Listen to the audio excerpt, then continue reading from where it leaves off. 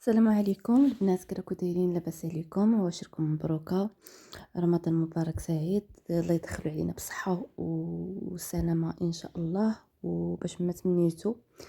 اليوم بغيت نشارك معكم المقروط الوجدي. بالنسبه للمقادير مضبوطه غادي نخليها لكم مكتوبه، حيت كما كتشوفوا في الفيديو الوليده ديالي راها دايره واحد الكونتيتي كثيره.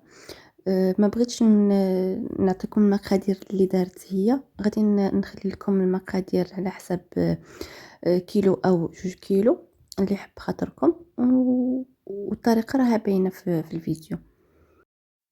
كما كتلاحظوا في الاول دارت السميده وشويه ديال الطحين، من بعد دارت الزيت والزبده. الزبده كتخليها تشرب الماء ديالها، ماشي حتى تولي نوازت، ولكن غير تشرب شويه الماء ديالها، كتخليها حتى تدفى، عاد كتزيدها على السميده، كتبقى كتبسس كما كتشوفوا في الطريقه حتى كتحس بلي انها السميده تشربت ديك الزيت ديك الزبده، كتخليه يبات ليله كامل.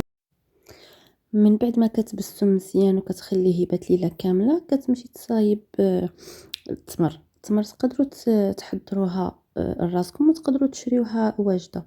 الوالده ديالي كتفضل انها تصايبها على يديها، كتفورها ومن بعد كتقومها، كدير لها شويه ديال الجنجلان وشويه ديال القرفه. المهم هذه هي الطريقه ديال التفوار ديال التمر. من بعد كتطحنوا او كترفسوا بالفورشيت، كتزيد عليها شويه ديال القرفه وشويه ديال الجنجلان، وتقدروا انكم يعني تشريوه موجود. هنا كتخلط الماء وما زهر باش تبقى كتحربل دوك داك السميد. هنا في الاول كتحربل التمر كتوجدو، ومن بعد كتبقى كدير غير شويه بشويه، ما كتخلطش السميده كلها في مره، حيت الا خلطتها غادي تيبس لها. كدير غير واحد على حساب واحد الباكيطه، وكتبقى كتعجنها بهذاك الماء وما زهر، غير هكاك غير بصبيعاتها. الطريقه راها موضحه في الفيديو، حتى كتحس بلي هذيك العجينه راها متماسكه. صافي من بعد كدير في وسط هذيك داك التمر، داك الحبول ديال التمر، كتبقى كتشكلو كما كتشوفوا في الفيديو. الطريقه راها موضحه وبالتفصيل. من بعد ما كتجمع ديك العجينه كما قلت لكم كتشكلها، كتشكلها باكيطه. كاين اللي كيكون عنده المرشم، كاين اللي كيفضل يرشمها غير بالموس، وتقدر ديريها حتى بالمرشم. راه كيتباعوا شي مراشم ديال الحلوى ديال الكاطو، حتى هي غادي توريكم واحد الشكل منها. هذه هي الطريقه، كتدير ديك العجينه ودير ديك الحربول ديال التمر في الوسط، كتزيد يعني تحربل مزيان. الطريقه راها موضحه، كتديروه هكاك من الفوق، ومن بعد كترشموه بالموس.